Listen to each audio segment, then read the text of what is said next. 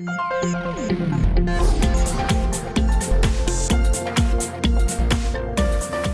pleased to welcome David Morgan, the founder of the Morgan Report. David, thank you for joining me today. My pleasure, thank you. So talk to us about the panel that you were just on. Well, we spoke about the silver market. That's what I was asked to speak about, where we are, should we be cautious, where we're going to be at the end of the year. So I just outlined, and one of the big questions that was, why is silver outperforming gold? That's an easy answer. It's a smaller market, and once you get enthusiasm. The other part of the question was, how do we know that we're truly in a bull market? And I had a three-part answer for that. When silver outperforms gold, you know you're in a bull market. When the shares outperform the metal by a factor of like 3 to 1 or so, that's also a reassurance. And the last one is it real or not? And that question means, is there true volume or not? And there was significant volume through the mining sector this year, from the beginning of the year onwards. So if the bull market is intact, and we're going to go higher from here. Gotcha. So can you tell us at Minds and Money, what kind of questions have come up that you can share with our audience? Well, there's some caution, there's still people thinking that we'll see a new low in the market. I doubt that highly. Is it possible? Yes, but very, very remotely. I think one of the big questions that I've addressed in the Morgan Report time and again is, with the shift in the currency domination factor, meaning the drift in the Asian countries, primarily led by China with the Asia Infrastructure Investment Bank, moving through the BRICS to reestablish, let's say, a challenge to the US dollar's almighty position.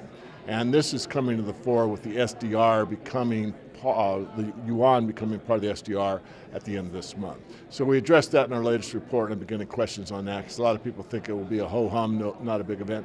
I think short term, it may be sort of unnoticeable by the market. It's hard to tell, I don't know. What I do know longer term is significant. Gotcha. Great. So is there anything by the year end that you expect?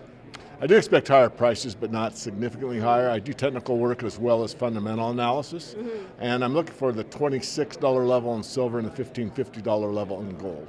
Once those are breached to the upside and they maintain those positions or higher, then we're going to see the public come back in the market. Unfortunately, the public doesn't necessarily buy low and sell high. They usually come in on momentum, and when there's a lot of, let's say their neighbors are buying, or a lot of momentum because others are doing it, they follow. The smart money is already in. You see some of the major banks in Norway and Switzerland that have bought into the mining sector already. And again, the smarter people have shifted out of the stock market, which in my view is totally overvalued by any metric you use, and into the metals. And gold is the most negatively correlated asset to the stock market. So smart money's here at the Minds and Money. All right. And how can viewers learn more from you, David?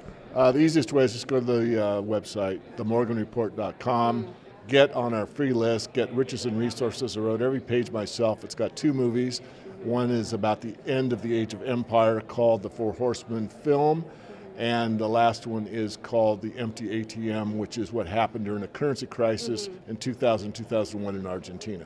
Both are worth watching, especially for those that are really not sure what's going on in the global economic system that is changing, and it's going to be changing more rapidly. All right. Well, David, thank you so much for your time. My pleasure. Thank you. To watch more expert videos like this one, be sure to check out more videos on Small Cap Power.